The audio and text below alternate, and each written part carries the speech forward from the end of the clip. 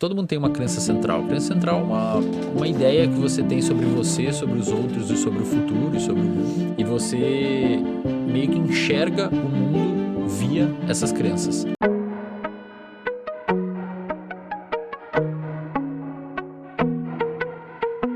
E eu tenho uma crença central muito forte, que eu identifiquei em terapia, que é uma crença central que a gente chama de desvalor.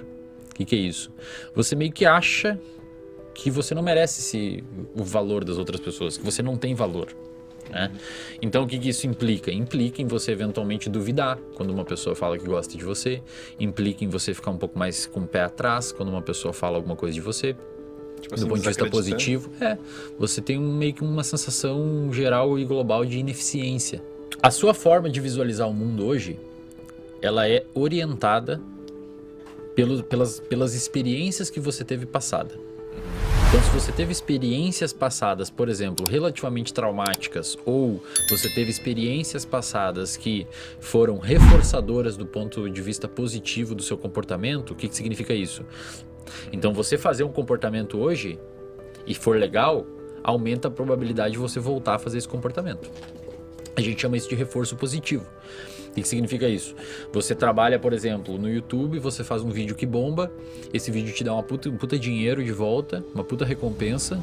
Então o seu comportamento futuro, ele é quase que completamente determinado pelos seus antecessores, pelo que você fez na sua vida. Isso, no seu cérebro, é organizado em camadas de experiências, não camadas físicas, mas sim metafóricas. Então no seu cérebro é como se cada ano da sua vida ficasse armazenado em uma camada. Esse armazenamento em camadas seria um armazenamento de informações em engramas, que são células do cérebro que armazenam uma informação. E esses engramas vão ser tipo uma camada fóssil, eles vão se organizando um em cima do outro. Então tem engramas da sua infância, tem engramas da primeiro colegial, tem engramas do ensino médio, do fundamental, tem engramas do ensino médio, da faculdade. Tudo isso, e não só memórias vívidas que você tem, como onde que é a capital do Brasil, etc., mas sim memórias experienciais, como é que você estava emocionalmente naquela época. Então, por exemplo, tem gente que agora se lembrar da época do confinamento na pandemia, as pessoas... pode dar um certo frio na barriga. Por quê? Porque elas às vezes elas não lembraram de nada específico, elas lembraram do jeito que elas estavam se sentindo e isso desperta um aumento de ansiedade nela. Tipo, como se acessasse um sentimento. Ou quando você sente um cheiro, assim, por exemplo, e lembra de uma pessoa. Você acessou uma dessas camadas. Pensa que a união de todas essas camadas, elas se conversam. Então você está construindo a camada de hoje, quem você é hoje. Essas camadas construídas na sua cabeça, no seu cérebro, insisto, não são camadas físicas, são camadas metafóricas, experienciais. Essas camadas, elas se conectam entre si e elas armazenam um padrão de informação, e o armazenamento desse padrão de informação, ele é ditado em parte pela relevância que aquela informação teve para você. Essa relevância, muitas vezes, ela é marcada pelo contexto emocional da experiência. Por isso que você tende a lembrar mais de coisas emocionalmente ativas, principalmente ruins, porque foi importante para você lembrar disso durante a história evolutiva. Afinal de contas, aquele caçador-coletor que lembra onde foi atacado por um tigre tende a não voltar lá, e então é importante ter essas memórias. O problema é que às vezes a gente lembra demais de coisas ruins e desperta uma ansiedade. Existe uma predisposição genética em cada um de nós para construir essas camadas de experiências, e a genética, de certa forma, deixa você mais ou menos suscetíveis a ir para um lado da camada. Então digamos que tem um lado da camada que é uma hiperprodutividade e tem um lado da camada que é vício em droga ou qualquer outra coisa, um vício comportamental ruim, desadaptativo, e um outro lado é um vício bom, porque existem comportamentos que são praticamente um vício, que são adaptativos, correr, exercício, dieta, etc. Claro que se for em extremo pode ser ruim. A genética, ela não vai determinar se você vai para um lado ou outro, ela vai deixar você mais responsivo a isso. Então, quando as pessoas falam assim, não, a genética determina não sei o que, genética não determina nada. Genética pode determinar a cor dos olhos, cor do cabelo, cor da pele, isso sim. Mas do ponto de vista comportamental, a genética não determina comportamento. A genética, o gene não determina comportamento. Mas ela meio que propicia. Ela não é que propicia, ela deixa você mais suscetível a responder a determinados ambientes. Eu vou dar um exemplo para você. Imagina que você tem o gene. Esse gene, para quem não sabe, o seu gene, o seu material genético, ele não é toda a parte do gene que é codificável, isto é, que forma uma proteína. Lembrando que proteína não necessariamente é a proteína que vocês veem aí, consomem whey protein, né? Proteína pode ser um receptor de uma célula. Proteína pode ser um canal de uma célula, pode ser um neurotransmissor, pode ser um hormônio, etc. Tu sabe que quem teve aqui, o Dr. Vitor Azini, ele teve aqui, ele deu um exemplo que eu achei muito bom, que eu consegui entender bem essa parte, que ele falou que... tu me ajuda, tu estava presente também. Mas que é como se fosse uma sala cheia de CDs e tu tem uma jukebox. E a genética é como se fosse esses CDs e o ambiente ou a coisa ali te faz escolher um desses CDs pra tocar. Perfeito, cara. Boa Esse analogia. cara sabe pra caralho do que ele tá falando. Boa analogia. Muito bom. Porque assim, ó, até 95%, esse número é bem assustador, mas até 95% do seu código genético, ele é não codificável. Então o seu DNA, ele não se traduz em nada. Ah, tá, entendi. Ele é inútil. Ele não é que é inútil, aí que tá. Não. Uma parte dele é um junk, é um lixo mesmo. Um DNA não codificável que a evolução deixou ali, silenciou e a gente não usa pra nada.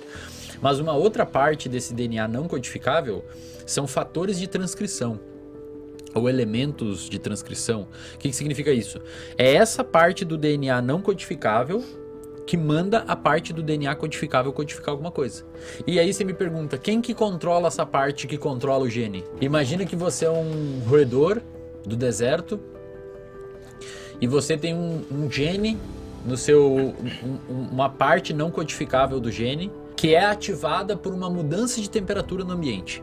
Olha que louco, cara. E depois a gente volta pro que a gente falou antes, tá? Eu não esqueço, eu volto nos assuntos.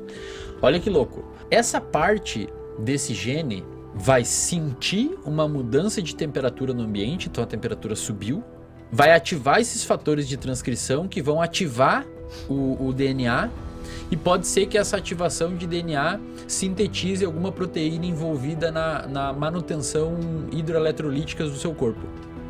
Então o que significa isso? Um aumento de temperatura ambiental fez alguma genética, algum fator de transcrição no seu rim, ou se você é um roedor do deserto, lá no rinzinho do roedor do deserto, que vai sintetizar proteína para diminuir o quanto de água aquele animal está perdendo, porque esquentou o ambiente, ele tem que perder menos água. Essas questões genéticas, elas vão agir tanto nas características, tipo assim, físicas, não físicas tipo de cor de pele, assim, mas tipo dessa síntese da proteína, de alguma coisa, tanto quanto em questões, vamos dizer, uma sintetização que desencadeia um fator psicológico. Cara, você pode, por exemplo, ter uma propensão maior genética a ser criativo. Então você pode ter modificações genéticas na sua célula que tornam o seu limiar de criatividade maior, você tem maior capacidade criativa. Você pode, por exemplo, ter uma alteração genética, uma predisposição genética que faça com que você exploda mais, fique mais agressivo. Você pode ter uma alteração genética que aumente a sua capacidade de entender linguagem. Você pode ter uma predisposição genética que aumente a sua capacidade de interação social. Mas tu só vai descobrir isso se você for submetido a um ambiente que estimula aquilo. Se você Por exemplo, se você for uma pessoa que tem um limiar aumentado de criatividade e você pegar uma pessoa dessas e colocar numa escola que é padrão, onde a pessoa tem que ficar sentado. Cara, não sei se escola... pode ser. Meu pai fez e era... Nossa, cara, era rígido, isso é rígido pra caralho. Cara, isso enlouquece uma criança criativa, porque o cérebro dela tá puxando pro outro lado. É uma pessoa que associa fácil ideias, é uma pessoa que gosta de estímulos, gosta de cores, é uma pessoa que tem uma propensão maior a conectar ideias que aparentemente estavam desconectadas. E aí você pega essa pessoa e coloca dentro... Você pega uma pessoa e coloca dentro de uma caixinha e formata essa pessoa dentro de um sistema e um padrão. Cara, o único lugar que essa pessoa não podia estar era ali. Quem que tem que estar ali? Uma pessoa que tem uma predisposição genética a gostar de entender as coisas dentro de um padrão específico e não uma pessoa que desconecta ideias. Então, pensa assim comigo. Isso eu falo na internet e eventualmente soa como algo um pouco polêmico. A diferença entre uma pessoa que vai abrir um transtorno psiquiátrico e uma pessoa que vai se dar muito bem na vida é o ambiente que aquela pessoa está submetida. Qual que é a diferença de um maluco, de um gênio e de um maluco, de um doido? É o ambiente? Cara, o ambiente que você submeteu aquela pessoa. Por exemplo, Elon Musk, é um cara que eu adoro citar. O cara é louco. tem ideias que ninguém teria, cara. Não é questão do autismo. Ele tem autismo leve, ele revelou. Mas a questão é que a forma que ele toma decisão não é uma forma normal de tomar decisão. É contra-intuitivo. O cara quer fazer população popular outros planetas, cara. Pra Marte. Tipo, uma pessoa normal não chega numa conclusão dessas.